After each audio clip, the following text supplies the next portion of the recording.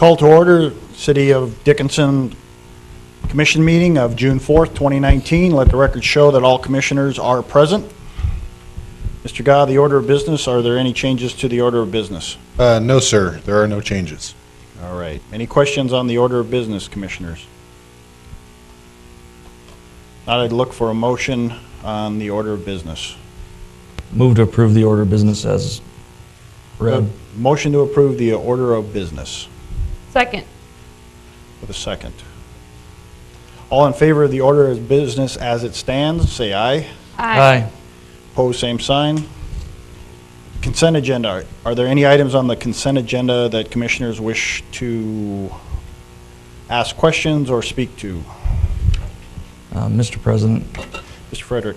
just one question regarding this leak detection contract. Why have do we want to be able to have disputes settled in Washington State? Has legal reviewed this and given comments back? Commissioner Frederick, thank you. I did receive it the day before the commission or the agenda was due, and I reviewed it and made note of some of the concerns in the contract, including jurisdiction. I will say that since that time, the contract has been returned to the vendor with my comments, and the vendor has actually replied back and said that they are amenable to making changes to the contract, and they would just wanted us to provide, the example language for them to use. So were you to approve this subject to final sign-off by myself, I can say that I believe those changes would be made. Were you to approve it without that contingency tonight, it wouldn't have those additional changes. And I did also note that in my comments in our tracking system now that, ideally had the contract been received by legal when it had been received by the department, which had been about 2 weeks prior, that probably could have been worked out in advance, but that a less than 1 business day turnaround for making those accommodations was insufficient to present you with a final product for the packet. We wish to move forward with this. We can make it contingent upon receiving an amended contract. Am I correct? Yes. Legal review, subject to legal review. Subject to legal. Okay. Any other questions on the consent agenda, commissioners? Now I look for a motion on the consent agenda with the item E with the amended water leak detection contract. Move to approve. We have a motion to approve. With a second. Any other questions, discussion on the consent agenda? Now we'll vote. Mr. Steiner? Aye. Ms. Walla? Aye. Frederick? Aye. Mrs. Trustum? Aye. Chair votes aye. Motion carries on consent agenda. First item up in administration this evening is the interim library loan, and that'll be presented by the library coordinator, Ennen. Welcome. Thank you, Mr. President and Commissioners. Today I'm coming to ask you about our interlibrary loan position. This has been a part-time benefited position for the last few years. The person that was holding it did retire in February. I'm asking to take this part-time benefited position and fill it as full-time. As I have spoken to some of you previously, our intention with that is that our interlibrary loan service could be improved, and also that this individual could help with some of our cataloging backlog. I would tell you that because we have had some months of cost savings while the position has been empty, it would be a $0 impact for 2019. Okay, thank you, Mrs. Ennen. Any questions?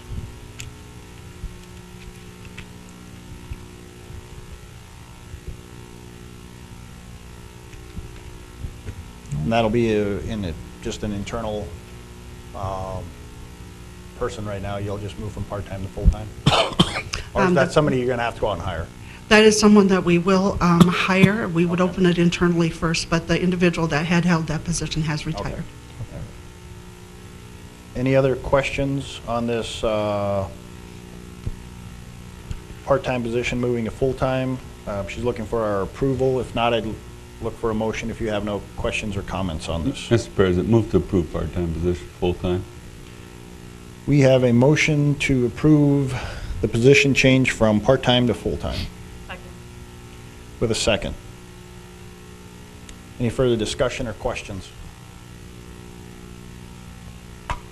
We'll go ahead and vote. Mr. Steiner? Aye. Ms. Walla? Aye. Mr. Frederick? Aye. Mrs. Trustum? Aye.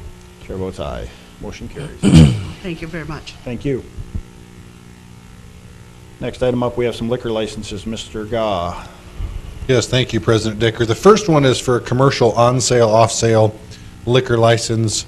This is a location, it has been functioning as a bar for quite some time, near the intersection of State Avenue and Fairway. They closed down, underwent some renovations, and are now reopening under a new name, Neighbors Bar.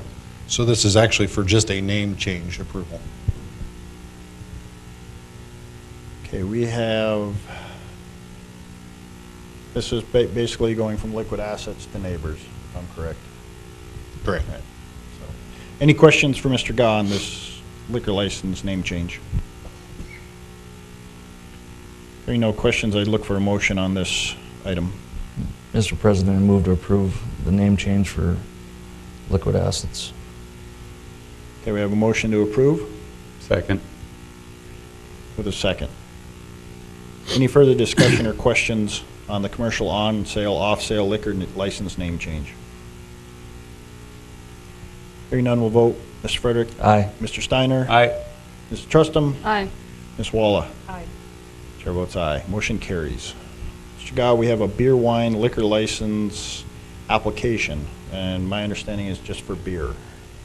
Yes, this is a new application for 316 21st Street East. It's an existing business. They're expanding their business plan and wish to add the sale of beer there. Staff has reviewed and recommends approval.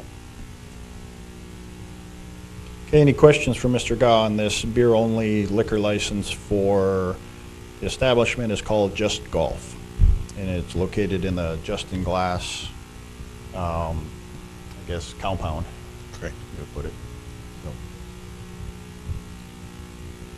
Mr. President, I move to approve the liquor license for Just Golf. Okay, we have a, we need to make that Justin Glass, because that's the LLC. Or Justin Glass. Yeah, I Okay. believe so. Have a motion to approve for Justin Glass. Second. Any questions, comments? Hearing none, we'll vote. Mr. Frederick? Aye. Mr. Steiner? Aye. Mrs. Trustum? Aye. Ms. Walla? Aye. Chair votes aye, motion carries. Next item up, Mr. Gah, the Event Center feasibility study. Yes, thank you, President Decker and Commissioners. Just kind of as a refresher, we put out RFPs at the beginning of the year to companies wishing to provide a feasibility study for an event center. This is very preliminary. They would tell us, one, if we have the market for an event center and some of the initial capacity and amenities needed for an event center, that would be the first phase, which would be this feasibility study. 7 proposals were received. We reviewed them, narrowed it down to 4 finalists who came in last month and gave you personal, quick presentations. And after further evaluation, staff recommends that Convention, Sports, and Leisure, more commonly known as CSL, they're based out of Chicago, be given the opportunity to provide this feasibility study. Okay, any questions for Mr. Gah on this recommendation of CSL? What's the cost on that? For phase, this will be, we believe, we'll negotiate the contract, but their initial discussion was $34,500. And I'm corrected, they're actually out of Minneapolis, as I was remembering that. We had several out of Chicago. I think this was the only one that wasn't. So if the commission approves moving forward, then we'll negotiate a contract and bring that back to you. Any other questions for Mr. Gah?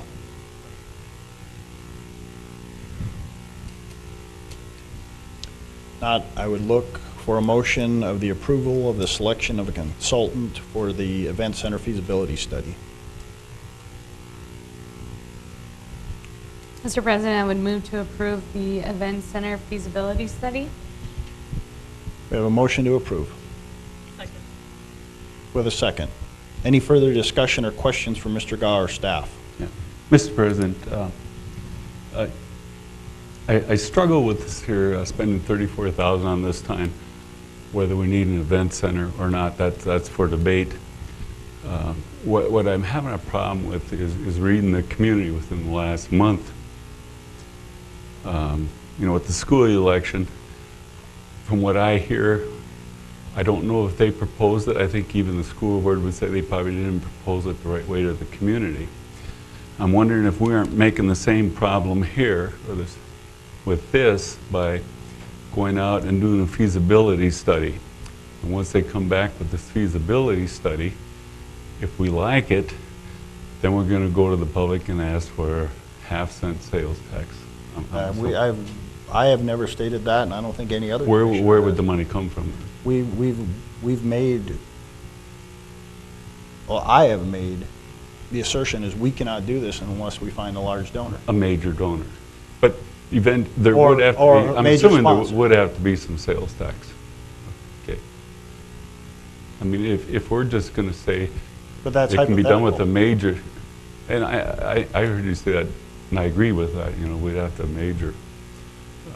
But I think that, you know, to continue operations of a building or facility, depending on how much it is, and that's the other thing, we don't know. But I'm assuming that, you know, that half-cent, we're at 1.5 now, and a lot of other communities are at 2, we'd have to ask for a half-cent sales tax. And I'm okay with that for an event center. But I think the only way to get something like that approved in this town at this time is to propose a half-cent sales tax with either 50% going to a event center and 50% going to property tax relief. I think that's the best shot we have. That's what we've learned with the West River Community Center. You know, it failed 3, 4, or 5 times before we actually said, we don't know what it's going to look like, we don't know how much it's going to be, but we want the community's involvement. Therefore, we want half, 1 cent, 50-50, and it passed. It was successful, very successful. I think this could do the same thing. If we propose it to the community, set up something like that. That's the way I'm thinking. If we spend $34,000 and it comes back and the community says, no, we've gotten rid of $34,000, we could put it to the community and say, would you be in favor of the Dickinson City Commission adding a half-cent sales tax with 50% to study an event center, and if it would pass, to go into building an event center, and also 50% to the property tax relief. So that's where I'm at. I'm not against it. I just don't, you know, you would think that it's the right way going for this feasibility study at this time, but in the past elections, it hasn't been that way. They both failed. So, you know, at this time, you know, I'm not going to support it. I'm not going to support the feasibility study at this time. The building, the event center, I can support given the approval from the community with the way that I stated. That's my comments. Thank you. Thank you, Mr. Steiner. Any other comments or questions?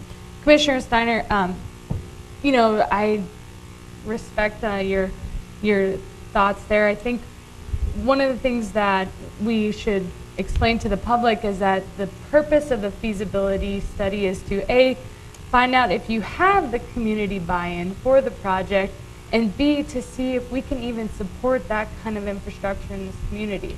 Now, by going to the public and proposing any sort of sales tax on a project we don't even know is possible, it's kind of putting the cart before the horse. And I agree, it's not a cheap venture, and I understand the hesitation that comes with feasibility studies. However, I think in this case, before we can even consider moving forward, we need to understand if this project is even doable in our area, what our market is, what potential events and opportunities we have for filling that building up. And the consultants were very honest. They have gone back to communities and said, sorry, this is not going to work in your community. You don't have the reach, you don't have the support, and I think we're okay with that. I think if this is something that this commission wants to move forward with, then we absolutely need to make sure that it's something that is feasible in the city of Dickinson. My feeling is I think we can get that information without spending the 34. Because if the public says, no, we don't want it, well, then we know it's not going to work. I think there are definitely a lot of high dollar projects that are in the making, and I understand. I have hesitation as well. I don't know if it's doable in this community, but I do think if we're continuing to reiterate quality of life and opportunities to give back to our citizens, then we need to look at our options for future development. And this may not be a 1 to 5 years down the road. This could be 10. But I do think that it's worth looking at, and that's my opinion on that. Ms. Walla, Mr. Friedrich, you guys have any input on that? I mean, I think I agree with your comments mostly because, I mean, without knowing some of the economics, what we can support, possible programming, I mean, it's hard for us to go to the public and say, we want to build an event center, but we have no idea how big, what it's going to cost, how much it's going to cost to run, how we're going to program it.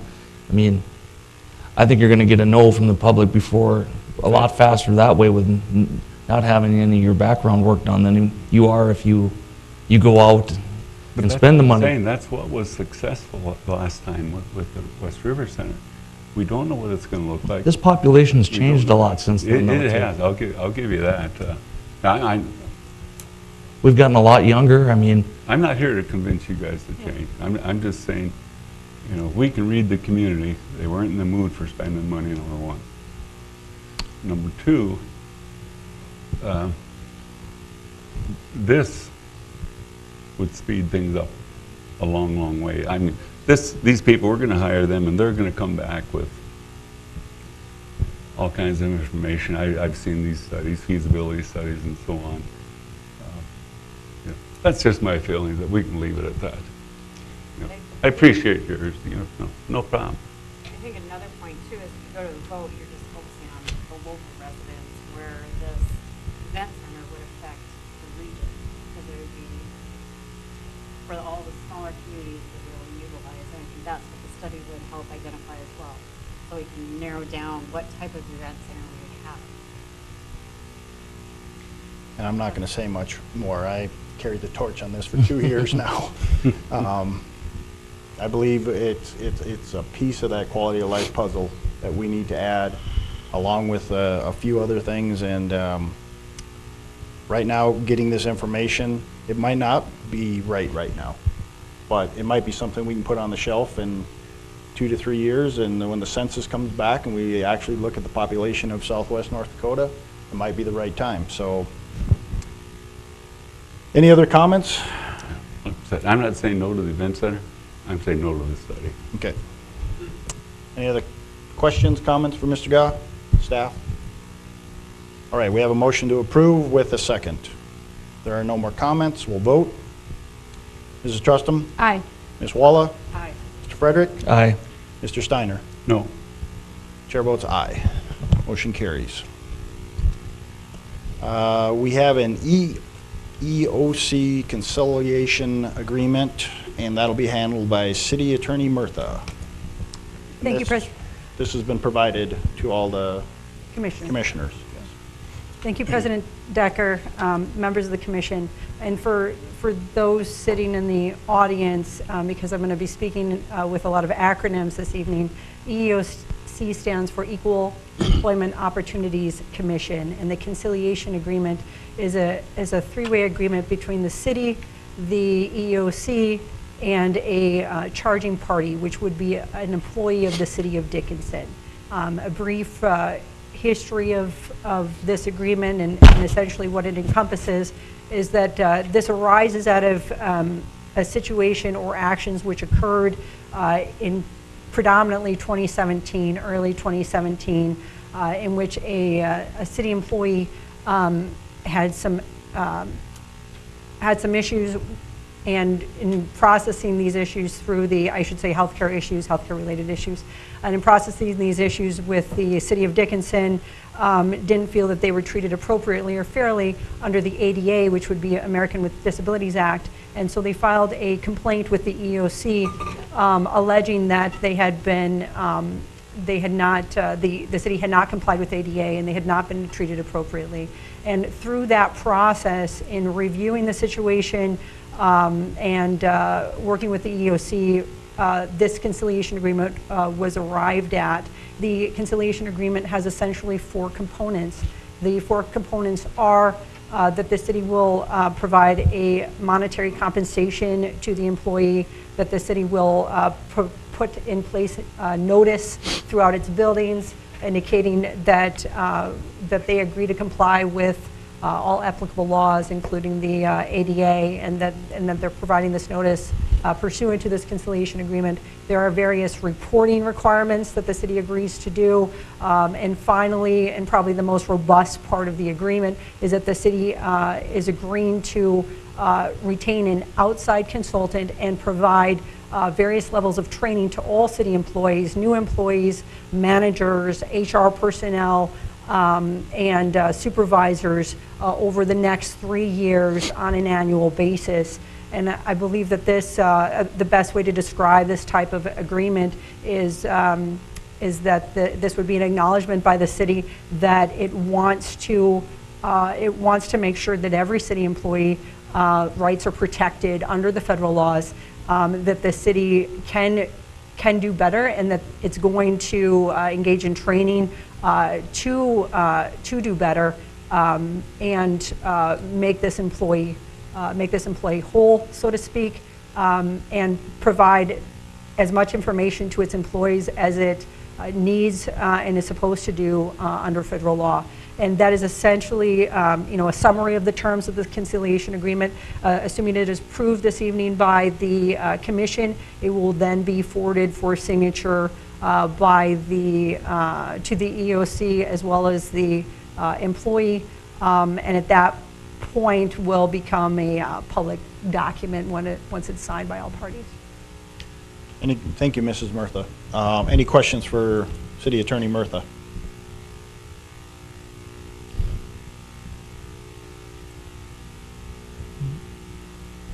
I trust that you have all read this agreement, and we'll be enacting as soon as possible the required training and the posting requirements. Mr. Gah and Mrs. Carlson will make sure that we have a designated representatives fulfilling our obligations within this agreement. Any questions or comments for staff? Mr. President, I'd move we approve. We have a motion to approve this EEOC conciliation agreement. Second. With a second. Any further discussion or questions? Not, we'll vote. Mr. Steiner. Aye. Mrs. Trustum. Aye. Mr. Frederick. Aye. Ms. Walla. Aye. Chair votes aye. Motion carries. Mr. Gah, we have a thank you note. Yes, President Decker and Commission. Actually, 2 thank you notes. I'll read them both. They're brief. It's just kind of a reminder. Each year, a certain part of the sales tax revenue is set apart for a variety of community grants. Specifically, senior citizens is one of those, senior citizen centers, and we set aside $50,000 and typically have about $70,000 to $85,000 worth of requests. So we make some rather hard choices, and we know that these senior centers work on small budgets. with limited resources, but they're very important to their communities. So we try and pass the money around. So when you receive little notes like this, it makes you really, really happy in the decisions you made. So the first one, thank you for your generous donation to our senior group. Our senior meals are well attended and enjoyed by the senior citizens of the community. Thanks again. And that's from the Rame Senior Center.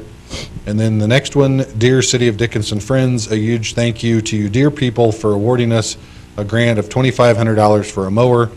We know we will put it to good use, especially after the rains we have had. Once again, our sincere thanks, and this is from the Amadon Prairie senior citizens. And I remember this one very distinctively because their lawnmower that broke down, that belonged to a guy, was the same age as me, and that's not real young.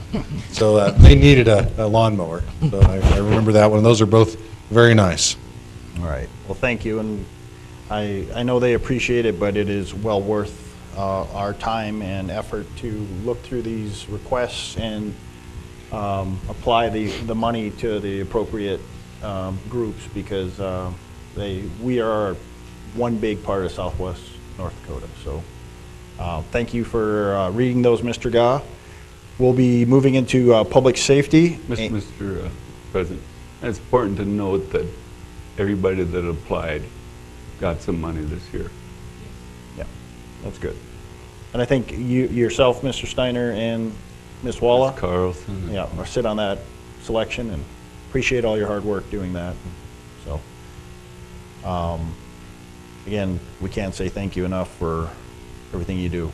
Public safety, Chief Dossinger, you have a report for us this evening. Good evening, Mr. President, members of the Commission. At this time, I'd like to take the opportunity to introduce the members from the Dickinson Area Animal Coalition to the Commission and to the public.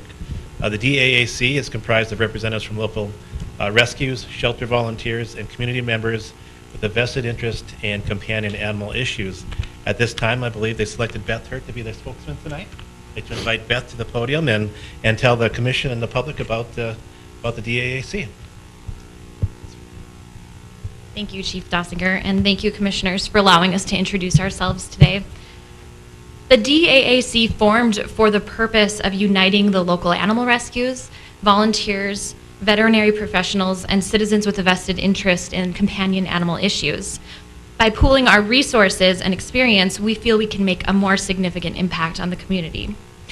The reason we asked to be here tonight is because our desire from the start has been to collaborate with the city to address the companion animal issues that we have, such as overpopulation of strays, irresponsible pet ownership, and of course the rescuing and rehoming of unwanted animals. As the chief said, our coalition has representatives from the animal rescues Raise the Woof, Orioles Animal Rescue, Second Chances, and Bach and Paws. We also have professionals from both State Avenue Vet Clinic and West Dakota Vet Clinic, and interested community members. We formed in the fall of 2017 and began working with the Animal Control Division of the Police Department this year. This partnership has been very positive, and we have some great projects in the works. One focus of the DAAC is to take a more proactive approach to some of these animal issues. Any of the rescues can tell you that there's no shortage of unwanted animals, and the impound facilities can verify those numbers. But we believe that public education to promote responsible pet ownership, it's increased awareness of the laws and policies and ordinances that we already have in place, can have a positive impact on those numbers. We also have a committee working to begin a trap neuter release project to address the overpopulation of stray cats, which I believe will become something for the city of Dickinson to boast about. It's going to be a very great project. Thank you for letting us introduce ourselves. We look forward to working with you, and I can answer any questions you might have. All right, well, thank you for that presentation. Any questions for Ms. Hurt? I want to mention, it's great that you guys are getting together to do this here. I follow on social media a lot of what you're doing and so on. I don't think your biggest problem is stray cats or runaway dogs. I think your biggest problem that you're going to have to handle is educate the pet owner. Absolutely. It's ridiculous what some shouldn't own a dog, some shouldn't own a cat, and you know that's your biggest challenge. Is educate those people that if you're going to have a dog or a cat, take the precautions. If you don't want it to have a litter or so on, You know, so you guys are doing a wonderful job. Thank you for it, and keep up the good work. Thank you. I couldn't agree more about the education part, and that's what one of our focuses is really heavy on, the education for both the, adults in the community and for our youth. We're working on both of that. Wonderful. Any other comments, questions? Well, thank you again. Thank you. Thank you for all your work.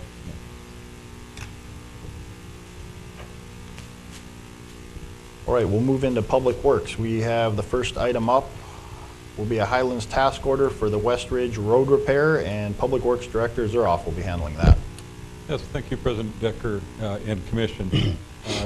The scope of this task order is to provide preliminary engineering services for the West Ridge Drive, Rough Rider Boulevard, and Legend Drive to determine options for improving the roadway. This project will provide analysis of the roadway and subgrade, multiple options for improvements, along with estimated costs for the proposed improvements. I did want to say also that Highlands is reviewing the previous Braun Intertech analysis, and this will be a more in-depth analysis, a core concrete at every 200-foot intervals. And then, as we discussed the scope also, multiple options on the roadway of hopefully we can use what was recommended previously in some injection and raising the current concrete sections, and maybe it's total reconstruction in some areas and maybe some are not. But that's what the in-depth analysis will provide. Hopefully we can do it as inexpensive as possible, but I know it's going to be a big project, and we wanted to move forward. This was discussed with engineering, and staff recommends approval of this task order 2019-01 with Highlands Engineering. I'd be glad to take any questions. Yes, Mr. Zuroff, I know this is off the subject maybe a little bit. Did that company ever come out and do the video of our roadways that we engaged?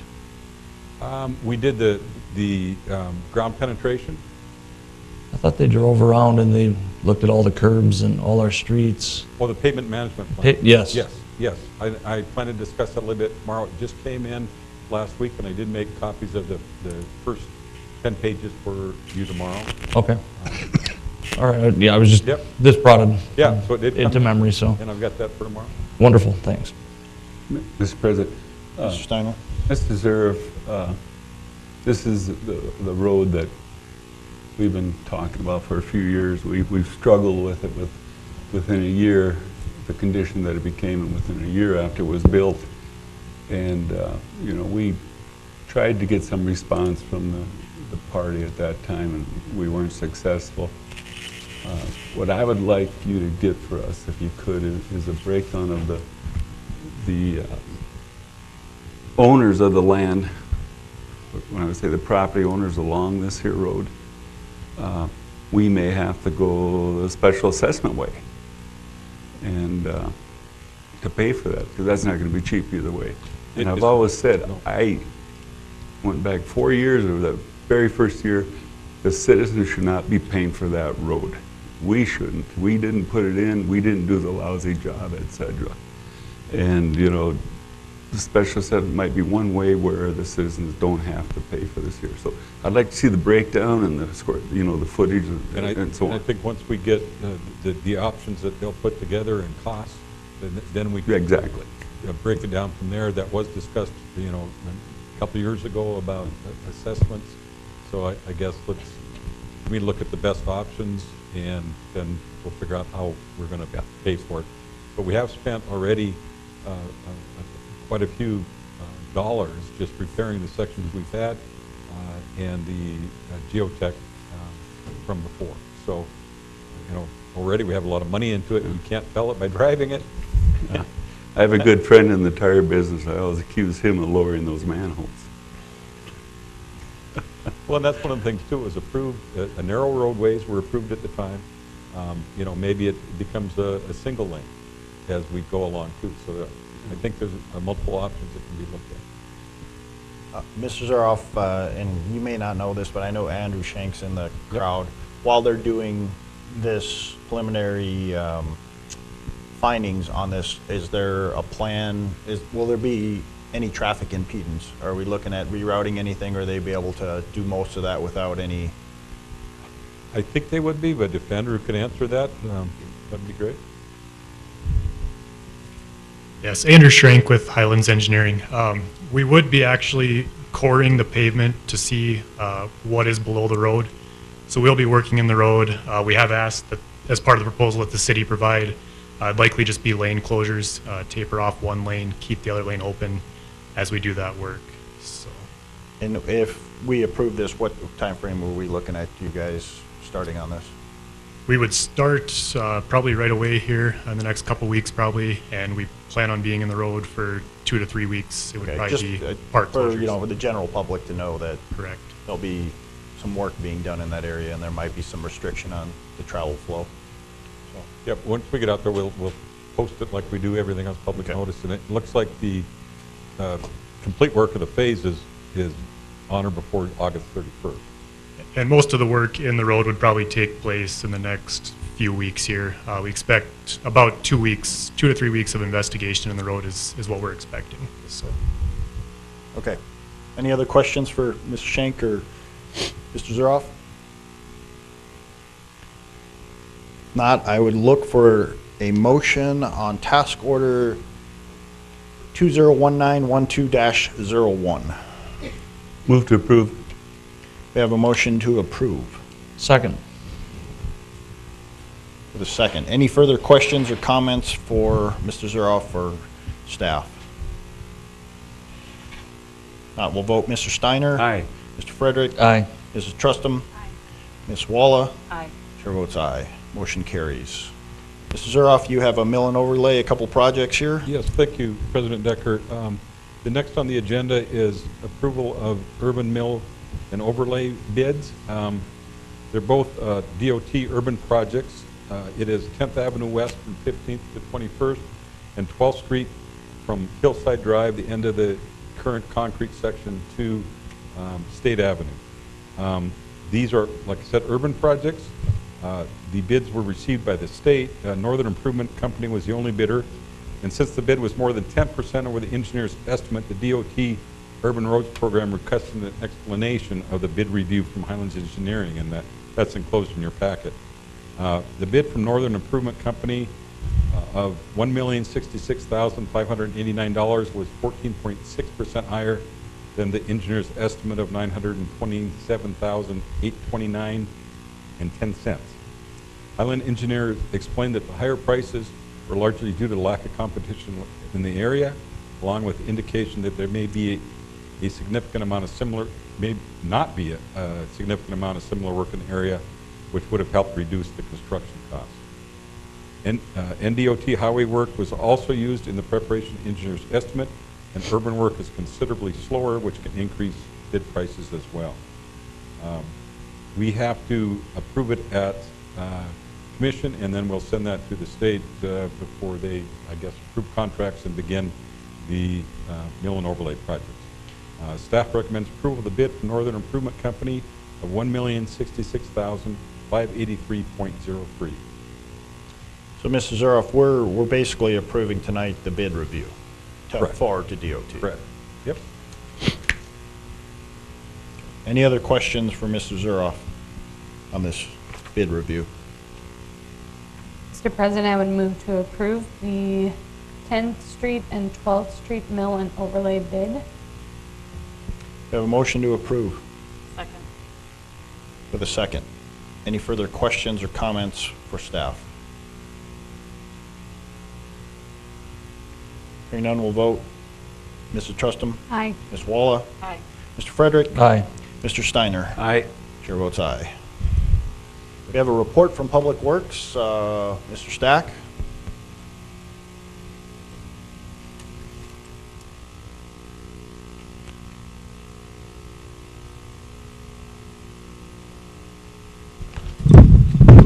Thank you, President Decker, Commissioners. I am here this evening to go ahead and present the 2018 Water Department Annual Report. And it is up there on the board. Oops, excuse me. The annual report has to do with our water distribution system that we have out there. We do not go ahead and make our own water. We buy that from Southwest Water Authority. Just a system description. Everybody, I'm pretty sure, knows of all the 4 elevated water tanks that we have around town. We have 2 ground level water tanks, one up on the hill just to the north of Interstate 94, and then the one over in Rocky Butte Park. We have 3 pressure demand booster stations, one at State Avenue, one at 10th Avenue East, and one at, I think it's called River Bend. It's a Riverside pumping station on the south side of town. 1 million gallon underground storage reservoir, which is on 10th Avenue East. And then 1 finished water pump station where we actually pump the water to all of these water towers, tanks, and so on from the water plant over on Broadway from Southwest Water. System facts from last year, 2018, we purchased 913 million gallons of water from Southwest Water Authority.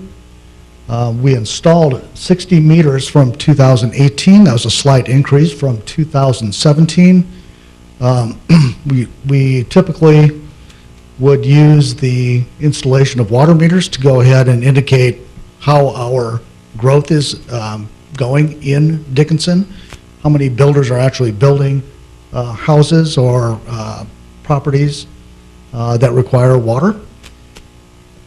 In 2018, we repaired 31 water breaks. Now, these are all types of water breaks, from our own water service to curb stops that did not work. Quite a few, quite an increase over 2017 and even 2016 when I first got here. One project that we were able to go ahead and kind of piggyback or parlay our money for replacement of asbestos concrete water mains was along the 8th Street Southeast road replacement. When the road was replaced or scheduled to be replaced, we replaced about 5 blocks of asbestos concrete water main, which is a good utilization of that money. And then also we replaced the old water vendor last year with a new custom-built water vendor from Flowpoint. Seems to be working quite well. And just recently, I think it was last Thursday we shut down the old coin-operated facility as well. We're having difficulty with the bill changer. Didn't work very well, and it's quite old, and kind of just retired it. They can most certainly go over to the new water vendor too, since we do have a credit card reader over there that customers can use. Okay, outlook for 2019, we're looking at purchasing 900 million gallons of water from Southwest Water Authority.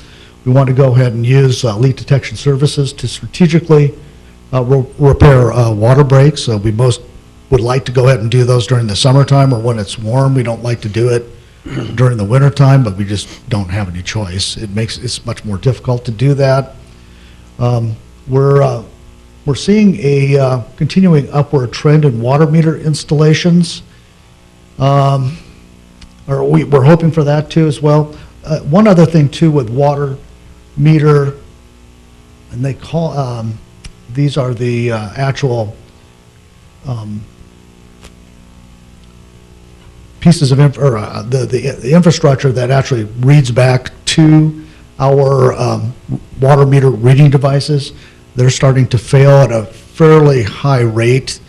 Last year we were doing about 100 to 200 meter replacements per year. Now we're up to just about 250 so far this year. So we're just kind of you'll see it a little bit in the budget presentation tomorrow, that we're considering in a couple of years anyway, maybe a complete water meter replacement program. And then additionally, one thing that we're looking for 2019, we just started this about 2 or 3 weeks ago. We want to go ahead and complete the the water distribution model for the city of Dickinson. This is important in a couple of different ways. It does help us go ahead and plan different areas that we want to go ahead and have developed. That's one. Another one is the use by the fire department for their ISO rating, which is very critical for not only the fire department, okay, they get their rating increased, but basically anybody that lives in the city of Dickinson city limits, because that ISO rating will affect your fire insurance rates. So the lower the number, typically the better insurance rates that you get. Mr. Stack, before you move on. Yes. When a water meter fails, Yes. or fails to read, that you can read it, the service isn't interrupted to the customer. No, it is not. So are we losing revenue? Because we're paying for water, Correct. and they're using the water, but we don't know how much water they're using. That is correct. If it's failed, yes, that's And how what. soon could they hypothetically use water for a month without us having it metered? Exactly. Yep. 1 month, because we would notice all the water meter readings that have a no flow. We go ahead and investigate that, and if it looks like But you only do that on a monthly basis. on a monthly basis. Once Correct. a month. Correct. Excuse me, President Decker, one of the things too, with these AMRs, are called the little boxes that send out the information as we drive by. Some of those are going out, and so if it's just those and the water meter itself is still good, it can go and read the meter. But so right now, a lot of the boxes are the one that's going out, and you can still get the reading, but if the meter goes out, you are completely correct. You can't get that revenue back. I think tomorrow, when we continue this budget talk, we might need to expedite this, because if we're paying for water that we're not charging somebody for, we need to make sure that this is corrected, and we might have to move this up. If you're capable, if the department's capable of moving this up, that we can correct this at a quicker pace. Okay. Because we don't need to have Southwest Water's not going to forgive us. Certainly. So, thank you. All right. All right, continuing on. Oh, that's it. I thought it was longer than that. Oh, one thing I did want to add, I didn't have a chance because I just talked to Southwest Water on Monday. And so that is, okay, or what can we anticipate for an increase in our water rate? Well, talking to one of the representatives, they said, kind of right now, plug in 30 cents per gallon. Per gallon or per 100? Or, I'm sorry, per unit. Per 2. For So- 1,000. Per 1,000. For 1,000, yes, sorry. Yeah. What You was don't need the, 30 cents per gallon in Yes. paper. What was- 30 cents per 1,000. 1,000 gallons. what was the increase last year? Almost 80 cents. Almost 80 cents. Went from $4.43 in 2018 to $5.23. 23 cents, yeah. 80 cents exactly, yeah. And I believe this is because their mill levy is expiring in 2020. Okay. Can they not ask for that? It was up to the legislature, and they didn't They extend it didn't, in yeah, this they- last session. I do have some things I can pass out tomorrow too. It comes to about a 40% increase in the last 3-4 years. Mhm.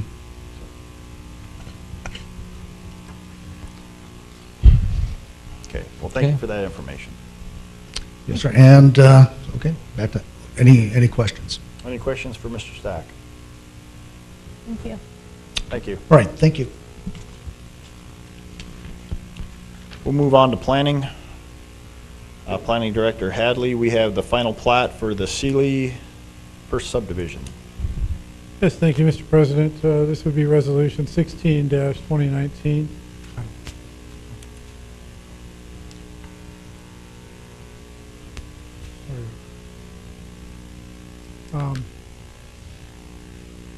16-2019, it's a lot included in two separate subdivisions, so it had to go through a formal subdivision request based on the recorder's requirements to not allow us to do an irregular plat. Basically, it was two platted lots. They're combining them into one. There's an existing house on the left side as you're looking at the screen up there. and they want to build a garage on the other portion of the lot that they're combining. Planning Commission held a hearing on May 15th. There wasn't anyone opposed to the plot itself. There were a couple questions on the size of the garages and what they were going to actually construct there, but that's actually going to be dealt with, I think, through a variance process through Board of Adjustment through the Building Department here in the coming month. Wasn't anybody else that said anything. The Planning Commission and the staff would recommend approval of Resolution 16-2019. Okay, any questions for Mr. Hadley on 16-2019? And we did have a public hearing, first reading, or we didn't? No, Okay. It's a resolution. it's a resolution. Okay. Did a public hearing, I have to get planning and zoning. Yeah, we had the public. Getting my boards mixed up. Okay, so on Resolution 16-2019, are there any questions for Mr. Hadley? This is located in the ETZ, am I correct? That's correct. Any questions, comments for Mr. Hadley? Move to approve, Mr. President. I have a motion to approve Resolution 16-2019. Second.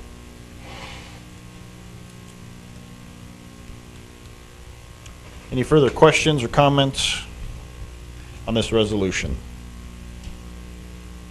Not, we'll vote. Mr. Steiner? Aye. Mr. Trustum? Aye.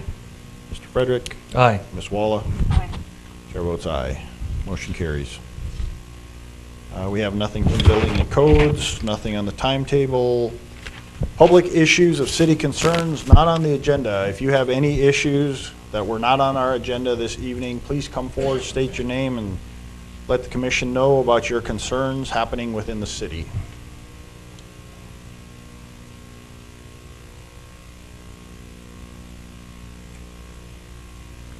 Anyone with any concerns?